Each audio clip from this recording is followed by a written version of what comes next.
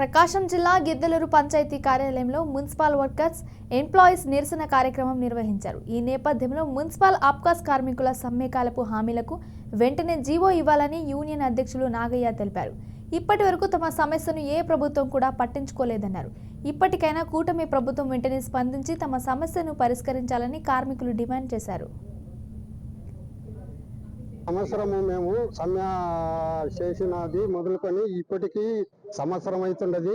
మాకు ఆ రోజు వారు ఇచ్చిన జీవోలను ఇప్పటికీ కూడా మాకు జీవో ఇవ్వలేదు, అమలు చేయలేదు. కూటమి ప్రభుత్వము ఇప్పటికైనా దయవించి ఈ యొక్క జీవోను మాకు అమలు చేయాలని మేము కోరుతున్నాము. ఈ కూటమి ప్రభుత్వం దయచేసి మా యొక్క సమస్యలను పరిష్కరించాలని గిద్దలూరు మున్సిపాలిటీ ఆఫీసు ముందు మేము ఈ విధంగా సమ్మె చేస్తున్నాము. సంవత్సరము మేము సమ్మె చేసినది మొదలుకొని ఇప్పటికీ సంవత్సరం అవుతున్నది. మాకు ఆ రోజు వారు ఇచ్చిన జీవోలను ఇప్పటికీ కూడా మాకు జీవో ఇవ్వలేదు, అమలు చేయలేదు. కూటమి ప్రభుత్వము ఇప్పటికైనా దయవించి ఈ యొక్క జీవోను మాకు అమలు చేయాలని